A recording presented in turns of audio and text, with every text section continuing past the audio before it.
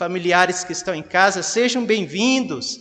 É um prazer tê-los na Escola Bíblica Dominical. Que esse tempo seja um tempo de aprendizado e um tempo de nos aproximarmos mais do nosso Deus. Hoje a Marília está aqui conosco, né, Marília? Nós temos a nossa classe de catecúmenos, de novos, podemos dizer, crentes, aqueles que estão ingressando na igreja. E está faltando o Laércio, né, Marília? Estamos sentindo falta dele, mas é bom ter o Pídio aqui, é bom ter o Fabiano, a Valesca e também a Vanusa conosco hoje de manhã, tá? E cada um dos amados irmãos. Henrique, a sua classe saiu, querido. Pronto. Isso, vai ficar lá com a Luciana. Isso mesmo. Perfeito, irmãos. Nós estamos dando início hoje a uma nova série de lições, tá bom? O irmão Zé Maria completou a série que ele estava dando e hoje nós estaremos dando início a uma nova série.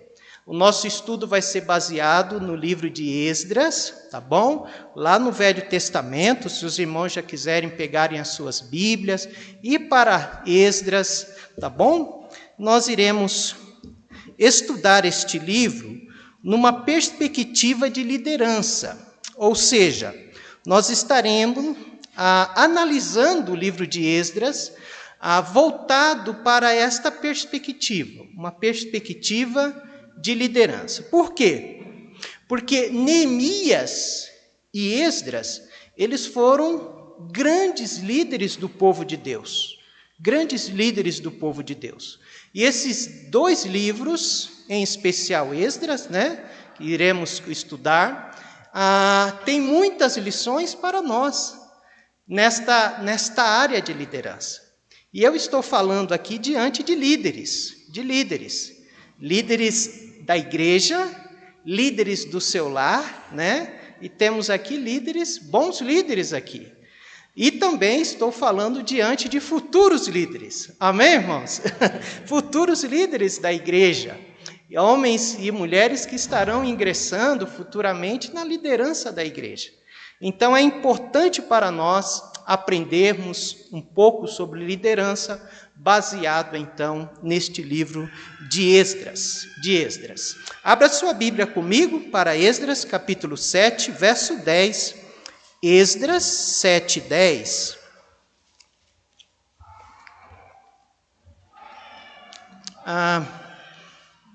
Esdras 7, 10. Velho Testamento, antes do livro de Neemias, capítulo 7, versículo 10. Capítulo 7, verso 10. Quantos acharam? Amém? Vamos ficar em pé. Vamos ler este versículo e depois nós vamos voltar para Deuteronômio, tá? Deuteronômio, capítulo 26, verso 5. Vamos ler Esdras, capítulo 7, verso 10. Diz assim: porque Esdras tinha preparado o seu coração para buscar a lei do Senhor e para cumpri-la e para ensinar em Israel os seus estatutos e os seus juízos. Amém? Então, este é o versículo-chave de Esdras. Então, cada livro da Bíblia tem um versículo-chave. E o versículo-chave de Esdras é Esdras 7, 10. Vamos para Deuteronômio, no começo da Bíblia, depois de Números. Deuteronômio 26, 5. Deuteronômio 26, 5. Todos juntos? Amém? Amém. Então vamos ler. O que diz aí? Então testificarás perante o Senhor teu Deus e dirás: Arameu, ou seja, de Arã, prestes a perecer, foi meu pai, e desceu ao Egito, e ali peregrinou com pouca gente, porém ali cresceu, até vir ser nação grande, poderosa e numerosa. Vamos orar? Pai Santo, graças te damos pela Escola Bíblica Dominical, que é uma oportunidade para nós aprendermos mais do Senhor. Obrigado por cada irmão, por cada visitante hoje de manhã, por cada irmão que está acompanhando conosco na sua casa esta Escola Bíblica Dominical. Pai bondoso, que este tempo seja um tempo de edificação, que as nossas vidas sejam edificadas, primeiramente pela Tua palavra, pela Tua presença, seja edificada pela comunhão, que ao sairmos daqui, possamos sair daqui diferente de como entramos, que o Teu Espírito possa falar ao nosso coração, que o Senhor use a minha vida para transmitir as Tuas verdades. Ó Pai bondoso, fale conosco grandemente através deste livro, não aquilo que nós queremos, mas aquilo que o Senhor quer falar, aquilo que o Senhor quer nos ensinar, aquilo que nós precisamos conhecer acerca deste livro. Ó Pai bondoso, nós nos colocamos diante do Senhor, em nome de Jesus. Amém e amém. Podeis assentar. Lembrando, irmãos, que é uma escola bíblica dominical, amém? E eu também tenho que lembrar disso, porque nós estamos usando o púlpito aqui por causa da transmissão, e então eu preciso me lembrar que é uma EBD, não uma pregação, é uma escola. Então os irmãos podem participar e devem participar. Marília, você participa muito bem na sala. Fica à vontade para participar também, tá? Os irmãos que estão em casa, amigos também, pode colocar o seu comentário no chat aí, sua pergunta. Enfim, é uma escola, tá certo? Muito bem, meus irmãos. Mas antes de nós olharmos para o livro de Esdras, ou para essa perspectiva de liderança, é necessário que a gente venha considerar o aspecto histórico do livro de Esdras, tá? Porque o livro de Esdras vai falar de um povo que está voltando para a sua terra. Mas aí a gente precisa saber, voltando da onde? Que povo é esse, né? Quando eles estão voltando? E por que estão voltando? E se estão voltando para a sua terra, o que aconteceu para eles chegarem a este lugar para estar voltando? Então, tudo isso está no aspecto histórico do livro de Esdras, ou da palavra de Deus. Este livro, ele vai falar sobre o povo de Israel, o povo de Deus. E todo o Velho Testamento vai estar falando a respeito do povo de Deus.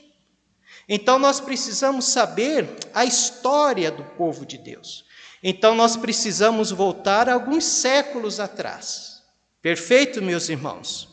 Para a gente entender a importância deste livro, a importância do livro de Esdras. Perfeito?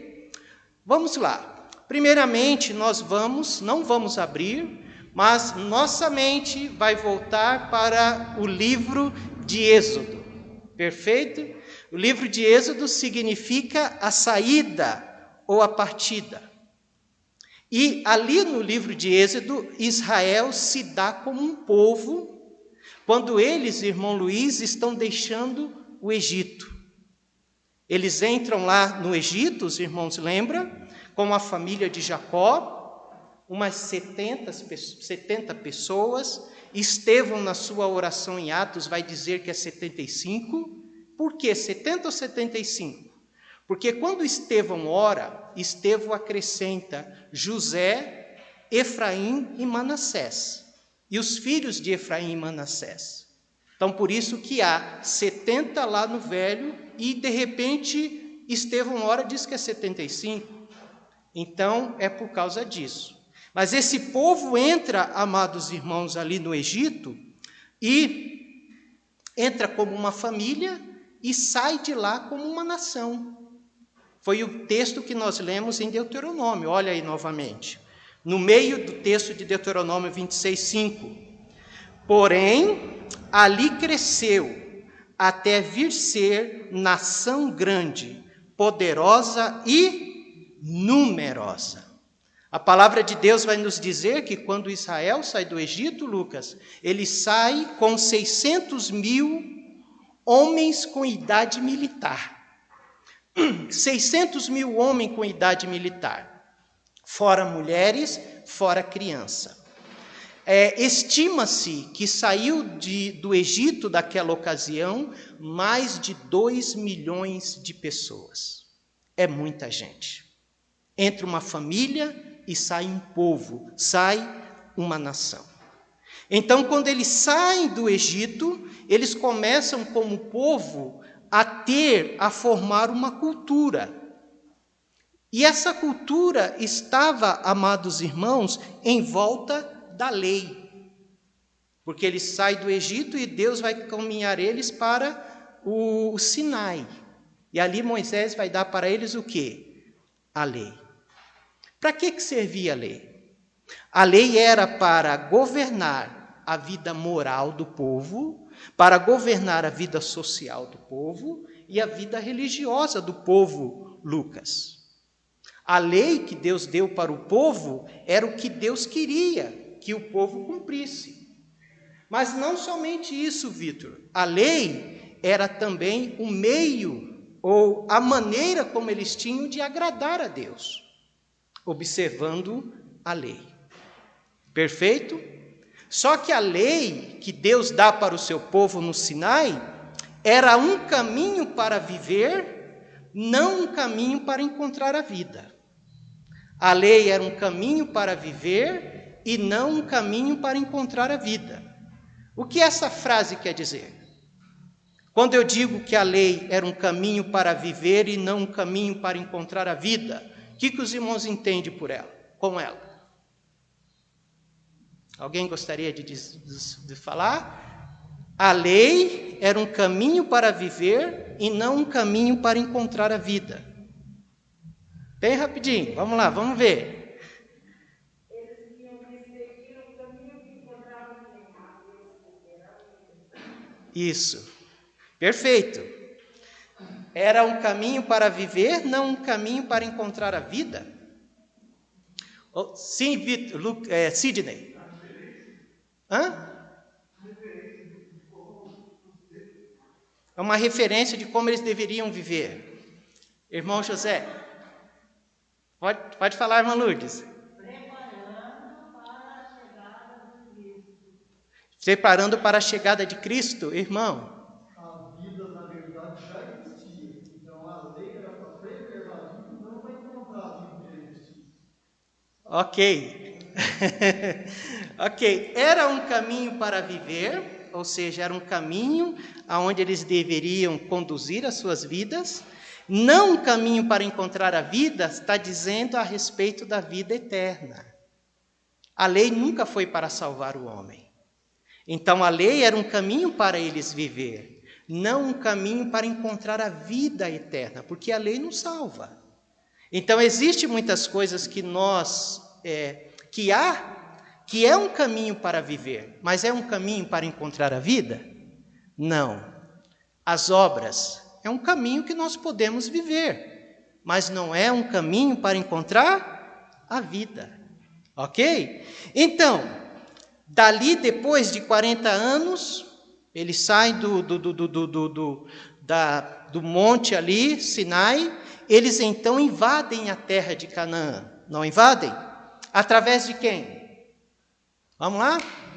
Josué. Josué estava à frente deles. E ali eles estabelecem naquela região de Canaã, a partir da liderança de Josué. Então, nós já saímos do livro de Êxodo e já estamos em Josué. Em Josué, então, eles se estabelecem, dividem as heranças, e logo após Josué vem que livro? Vamos? Juízes. Aí vem o período dos juízes. O período dos juízes não era um período de monarquia ainda, mas ali naquele tempo, Deus vai levantar quem? Uma liderança, juízes. Para que serviam esses juízes? Esses juízes era para libertar o povo, Luca, das opressões dos seus inimigos. O livro de Juízes é um dos livros mais tristes da Bíblia. É um tempo onde Israel era oprimido grandemente pelos seus inimigos. Era um tempo onde eles estavam em cima e de repente estavam embaixo, estava em cima, estava embaixo, estava em cima e estava embaixo. É um livro triste. Deus permitiu que houvesse 13 juízes, 13 homens e também uma mulher que esteve na direção do povo ali, julgando o povo. Depois do livro de Juízes vem o quê?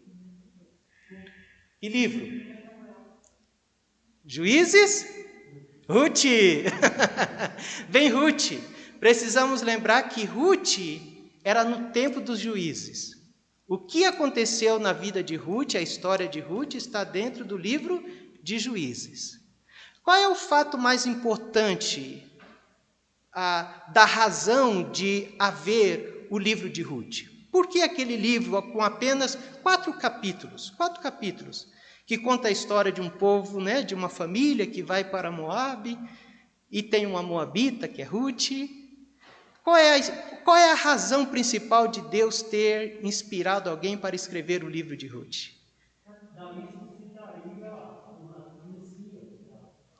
Isso mesmo. O livro de Ruth ele é importante porque é dali que nós sabemos a linhagem do Messias. Então, obviamente que existe muitas lições importantes no livro de Ruth, mas a principal era para mostrar a descendência de Davi, quem era o vô de Davi, o pai de Davi, e de que de Davi iria vir o Messias, Acabou Ruth, começa 1 Samuel. 1 Samuel, então, há uma transição. Porque agora em 1 Samuel vai haver o primeiro rei de Israel. O povo vai chegar, Fabiano, para o Samuel, que era o profeta, e vai dizer, olha, todas as nações ao nosso redor têm um rei, e nós não temos, e nós queremos um rei. Samuel fica triste, vai falar com Deus, olha, eles estão me desprezando. Deus vai dizer, Samuel, não é você, é a mim que estão desprezando. Qual é o primeiro rei, então? Saul. Saul vai reinar quantos anos? 40 anos. Depois de Saul, vem outro rei. Quem é? Davi. Davi vai reinar mais quantos anos? 40 anos. Davi não foi a escolha de Samuel. Samuel vai até a casa de Jessé, passa-se os filhos, e de repente você pode dizer, mas Samuel não estava na cara? Quem era não estava. Se fosse eu ou você no lugar de Samuel, também escolheria, né, irmã Angélica? Quem Samuel escolheu, ou queria escolher.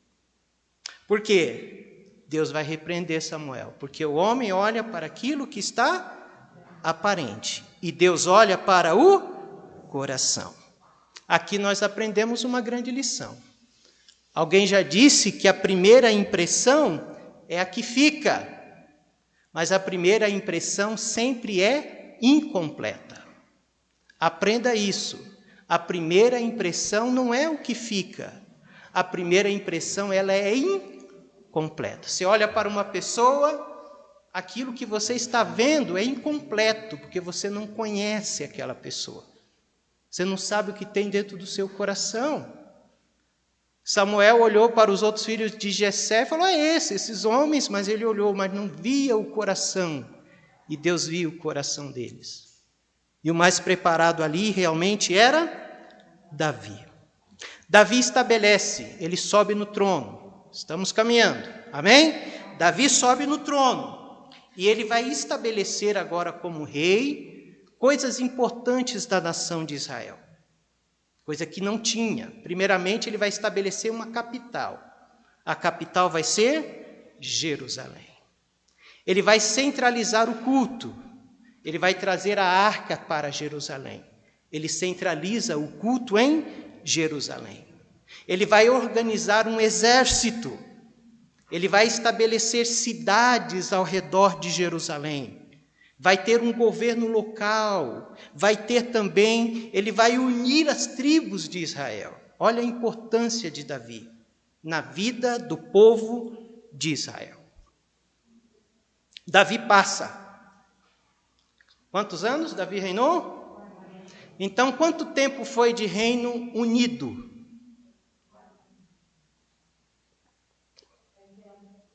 Faz as contas, foram 3 reis. Perfeito, 120. 40 de Salomão. Então, o Reino Unido durou 120 anos. Porque Salomão agora também vai reinar 120, ou melhor, 40 anos. Grande diferença havia entre Davi e Salomão, mesmo sendo Salomão seu filho de Davi, né? Davi era um guerreiro, era um homem extremamente hábil, tanto quando Absalão se revolta querendo matar o seu pai, Nathalie, Davi, vai ter um homem chamado Uzai que vai falar assim, olha, tome cuidado com seu pai, não vá, porque o teu pai é um homem de guerra.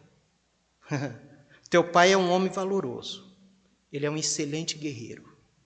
Não vai querer entrar no seu pai, que eu conheço o seu pai. Eu sei quem ele é. Ele sabe lutar. Quer ver essa passagem? Abra lá para os irmãos. 2 Samuel 17. Então, nós estamos olhando a questão histórica. 2 Samuel 17,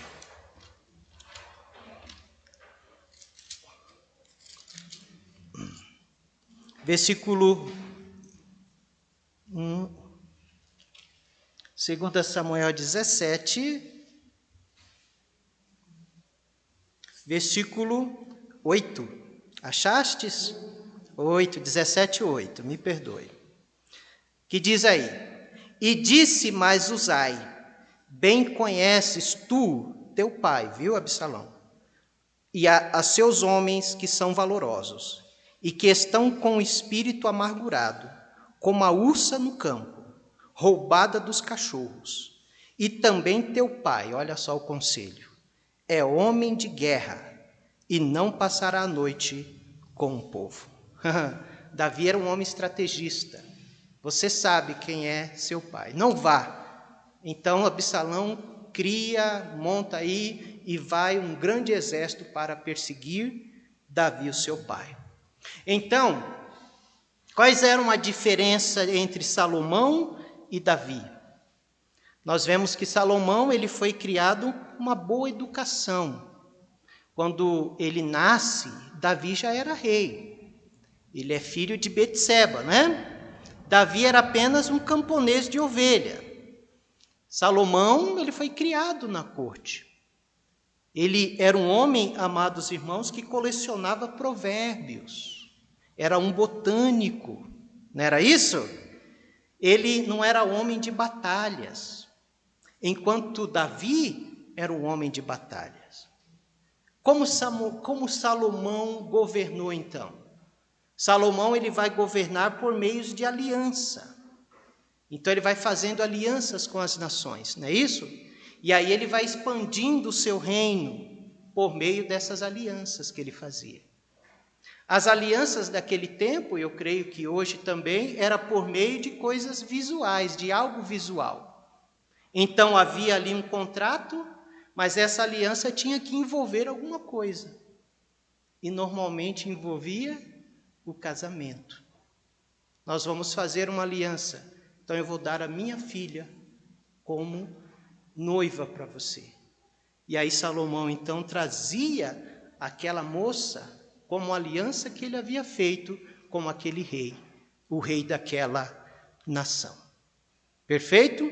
Então, quando Salomão passa o trono, aí que a questão vai ficar feia. Por quê? Porque quando Salomão passa o trono, vai ter uma crise no reino. O reino vai haver um cisma, vai haver uma divisão. E por que dessa divisão? Porque o reino era unido. E agora vai haver uma divisão. O primeiro motivo do cisma era a fraqueza espiritual de Salomão. A fraqueza espiritual de um homem sempre traz grandes prejuízos. A fraqueza espiritual de uma mulher sempre traz grandes prejuízos. Prejuízos para si, prejuízos para aqueles que o cercam. E foi o que aconteceu com Salomão. Abra a Bíblia dos irmãos em 1 Reis, vamos lá? Estamos juntos, irmãos? Amém, então vamos lá. 1 Reis 11. 1 Reis 11. 11, de 26 a 33. Quem gostaria de fazer essa leitura para nós? Eu tenho aqui o microfone. Então nós podemos fazer o seguinte: em cada aula nós vamos instituir um orador, um leitor. Calma, irmã, me ajuda, irmã Sione, como poderia dizer? O leitor mor. Então, dessa aula vai ser o irmão Agenor, tá? Para que os irmãos que estão em casa possam acompanhar a leitura. Na aula que vem, nós escolhemos outros. Vitor, microfone. 1 Reis, capítulo 11. Deixa eu achar aqui primeiro.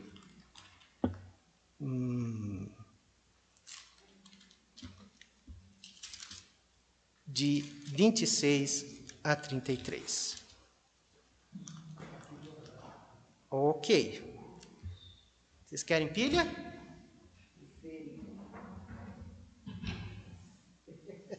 Amém. 11, de 26 a 33. Este texto vai nos falar sobre a fraqueza espiritual de Salomão. 11, 26 a 33.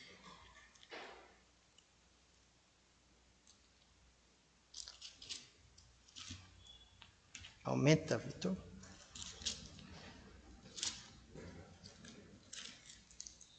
Perfeito. Amém. Se não, eu leio. Ok. Não vai, não. Ok. Então eu vou ler. Mostra não ficar agendado para a próxima. Vamos então? Abra a Bíblia lá. 1 Samuel 11, de 26 a 33. Diz assim: até Jeroboão, filho de Nebate, efrateu de Zereda, servo de Salomão, cuja mãe era mulher viúva por nome Zerua, também levantou a mão contra o rei. Olha o que Deus está fazendo. E esta foi a causa porque levantou a mão contra o rei. Salomão tinha edificado a Milo e o cerrou às aberturas da cidade de Davi, seu pai. E o homem Jeroboão era forte e valente, e vendo Salomão a este jovem que era laborioso, ele o pôs sobre todo o cargo da casa de José. Sucedeu, pois, naquele tempo que, saindo Jeroboão de Jerusalém, o profeta Aías, o silonita, o encontrou no caminho, e ele estava vestido com uma roupa. Os dois estavam a sós no campo. E Aías pegou na roupa nova que tinha sobre si e a rasgou em 12 pedaços. E disse a Jeroboão: toma para ti os 10 pedaços, porque assim diz o Senhor Deus de Israel: eis que rasgarei o reino, lembra que o reino era unido, da mão de Salomão, e a ti darei as 10 tribos. Porém ele terá uma tribo por amor de Davi, meu servo, e por amor de Jerusalém, a cidade que escolhi de todas as tribos de Israel. Por quê? Agora vem o porquê. Porque me deixaram e adoraram Estarote, deusas do Sidônio, a Quemós, deus dos Moabitas, a Milcom, deus dos filhos de Amon, e não andaram pelos meus caminhos, para fazerem o que é reto aos meus olhos, a saber, os meus estatutos e os meus juízos, como Davi, seu pai. Qual era o segredo, amados irmãos, aqui, da força da nação? Qual era o segredo da força do rei? Qual é o segredo da minha força? Qual é o segredo da sua força? O segredo era a unidade nacional. Quando o povo de Israel se encontrava num vínculo comum de culto, a força de Israel estava no fato deles se reunirem para cultuar a Deus. Estava no fato deles estarem juntos, cultuando a Deus. Essa era a força do reino, essa era a força do rei. Mas havia o seguinte: se o rei não mantesse o povo fiel a Deus, não somente o rei caía, mas também a nação cairia. E Salomão vai fazer isso. Ele começa a construir templos pagãos de outros deuses na cidade de Jerusalém. As suas esposas estrangeiras, a mercadores que vinham de fora, cada um trazia os seus deuses. E Salomão, Lucas, começou a abraçar este povo. Que coisa terrível! O que aconteceu? Semeou uma confusão religiosa em Israel. Aí o vínculo espiritual enfraqueceu. Enfraquece. E a divisão do reino foi a consequência direta da idolatria de Salomão. Olha só. Idolatrou, deixou o Deus de Israel. Isso acontece conosco quando nós deixamos o Deus verdadeiro. Há um enfraquecimento na nossa vida, na nossa família, no nosso lar, quando nós deixamos o Senhor. Veja capítulo 11 de 1 Reis, agora verso 9 e verso 11.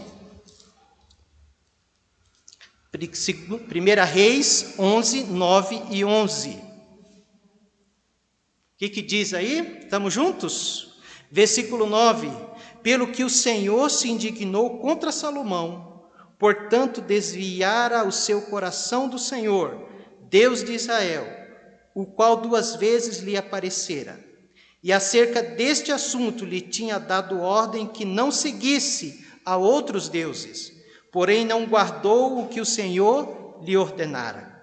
Assim disse o Senhor a Salomão: pois que houve isto em ti, que não guardaste a minha aliança e os meus estatutos que te mandei, certamente rasgarei de ti este reino e o darei a teu servo.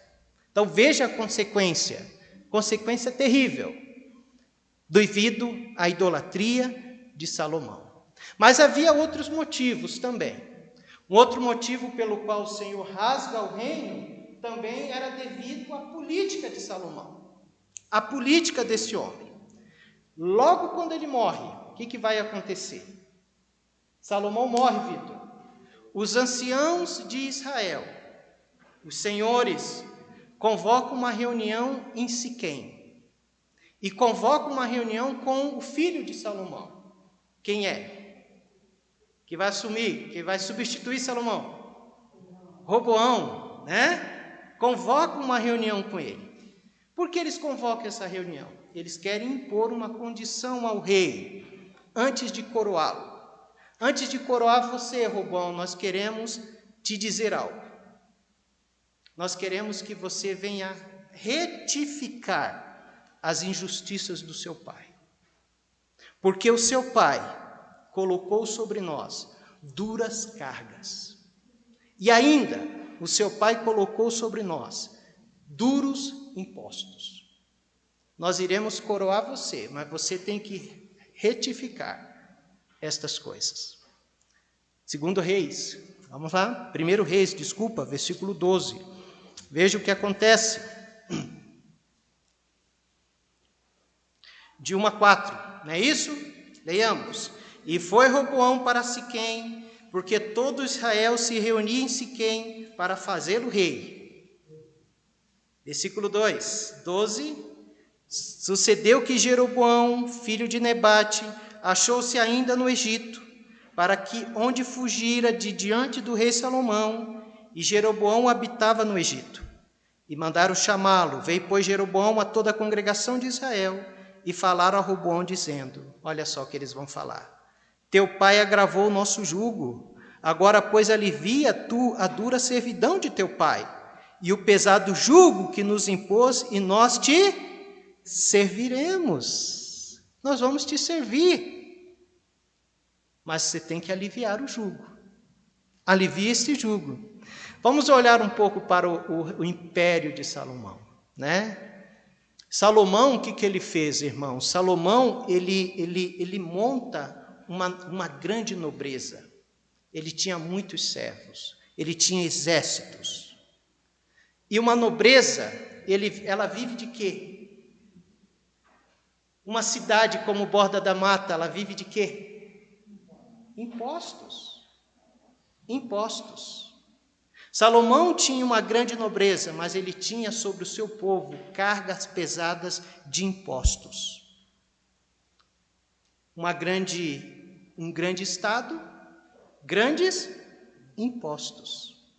Salomão, ele foi um homem rico, sábio e próspero, mas ele estabeleceu uma grande nobreza. E essa nobreza, para manter isso, ele cobrou.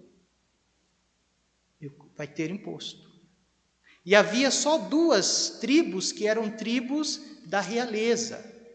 Qual eram as tribos? A tribo de Benjamim, que era a tribo de Saul, e a tribo de Judá, que era a tribo dele, de Salomão. As outras tribos pagavam impostos. Pagavam impostos. Impostos pesavam. Pesado. Ou seja, as outras tribos bancavam aquele sistema, Nathalie, Rosário. Então, era uma sociedade que vivia basicamente da agricultura, mas era uma sociedade também que tinha que pagar impostos. Salomão morreu, antes de coroar, nós vamos acertar isso. E nós sabemos o que aconteceu, né? O que aconteceu? Então, a divisão do reino aconteceu devido à idolatria de Salomão, devido à política de Salomão, e terceiro, devido à insensatez de quem? De Roboão.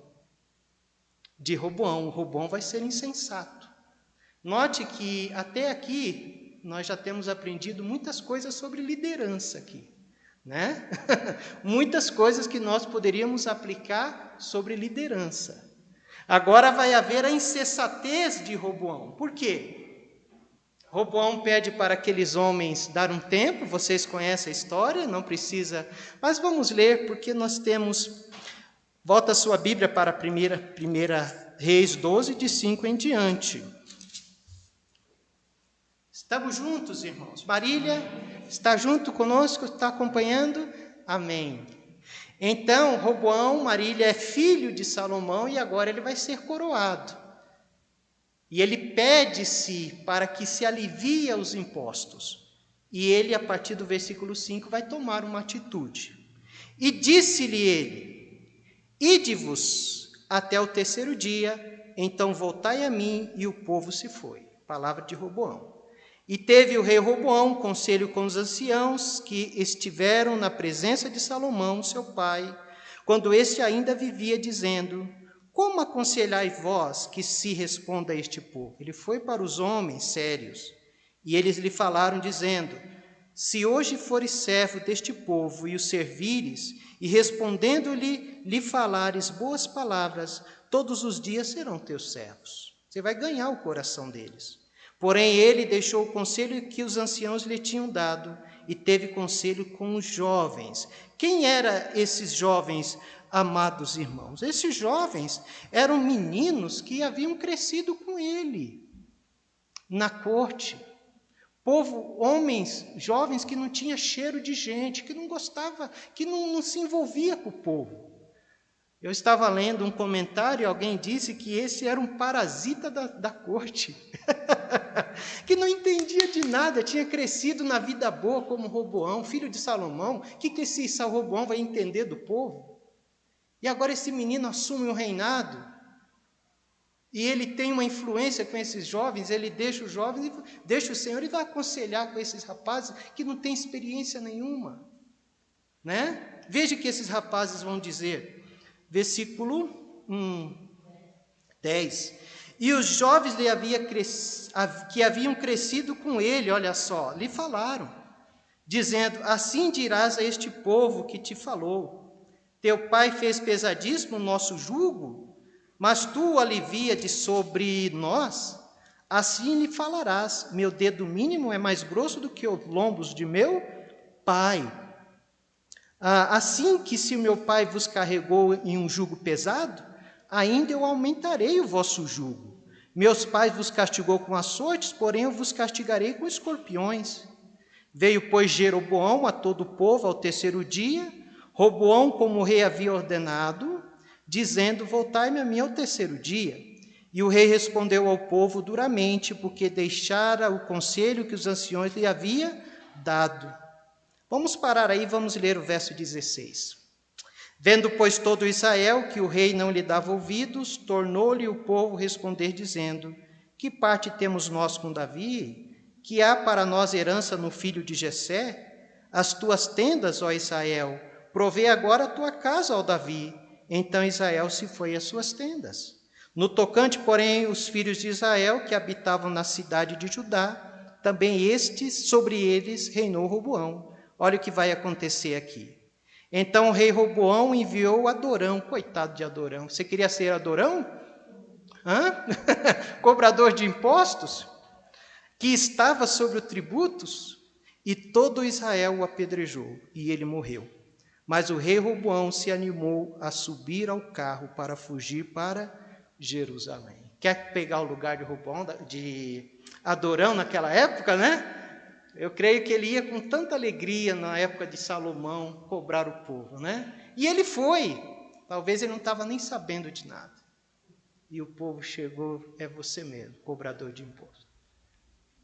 E apedrejou esse camarada até ele morrer. Até ele morrer. Então, 120 anos de Reino Unido. Agora vai começar a divisão. Vitor, coloca para nós. Quanto tempo temos? Muito bem. Reino dividido. Quando aconteceu a divisão, irmãos? Aconteceu em 931 a.C., perfeito?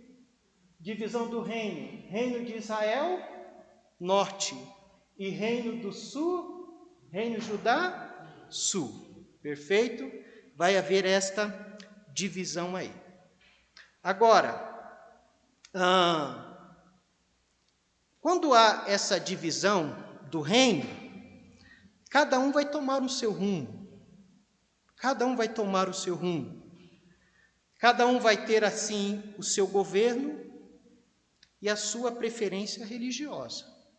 Não é verdade? Agora, a capital do reino de Israel, norte, vai ser quem? Samaria. E a capital do reino Judá sul vai ser Jerusalém. Isso nos remete a quê? A mulher samaritana. Jesus vai conversar com ela, ela vai dizer: opa, que negócio é esse? O nosso povo diz que se adora neste monte. E vocês dizem que adoram no outro monte. Então a divisão está aí. Ela era samaritana. A família dela ficou no reino do norte. E Jesus era do reino do sul, Judá. Então havia essa divisão aí. Então, em Samaria vai se estabelecer uma outra religiosidade. Pontos de adoração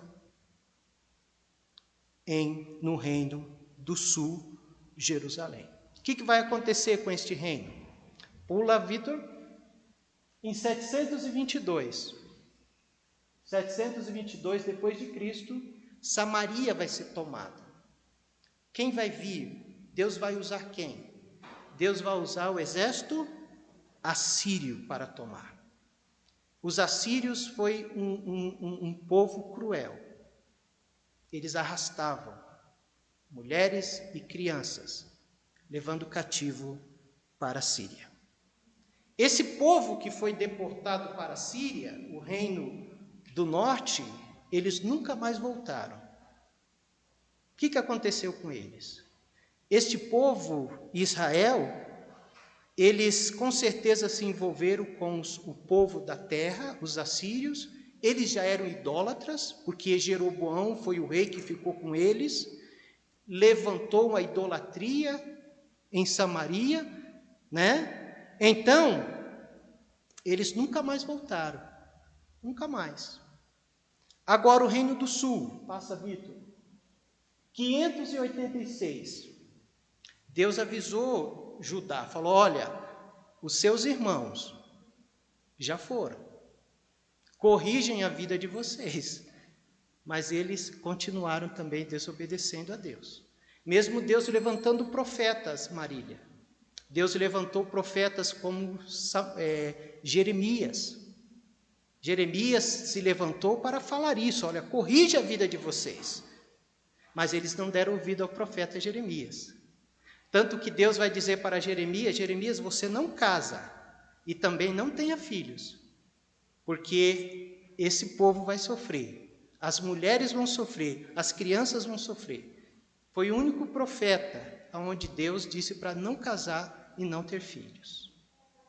Agora, Deus trata os dois da mesma forma, ele envia profeta, ele denuncia os pecados de ambos, mas não adiantou. Aqui foi babilônicos, né? Na liderança de quem, irmãos? Nabucodonosor. Na verdade, para concluir, vamos terminar aqui, houve 3 deportações. Quando os assírios vieram, os assírios levaram todo Israel. Mas quando os babilônicos vieram, eles fizeram 3 deportações. A primeira foi em 606. Eles deportaram para a Babilônia 50.000 judeus, 50.000 hebreus. Depois foi em 597. Levaram mais 10.000 hebreus para a Babilônia. E por último, 586. É quando eles vieram com tudo. Eles entram em Jerusalém, eles derrubam o muro de Jerusalém, eles derrubam o templo, fendem o templo de Jerusalém. E ali fazem a maior devastação, levando este povo para a Babilônia. Amém, meus irmãos? Para concluir, por que é importante entender isso? Porque agora eles vão para o cativeiro. E agora vai vir Esdras, porque eles vão passar 70 anos no cativeiro, Deus vai levantar um rei de uma outra nação e vai permitir que o reino Judá, só esse reino aí, os outros não, o reino de Judá, reino do sul, volte para Jerusalém. Então que Deus nos abençoe. Esse é o teor histórico, que a lição que nós podemos tirar daqui para a aplicação das nossas vidas é a questão da obediência, não é verdade? Porque tudo aconteceu devido à desobediência. Que Deus nos dê um coração obediente, amém? Zelosos pela palavra do Senhor, zelosos pelos ensinamentos do Senhor.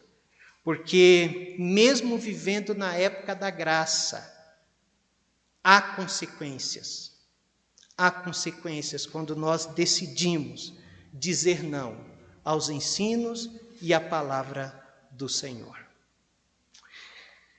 Vamos orar? Vamos ficar em pé?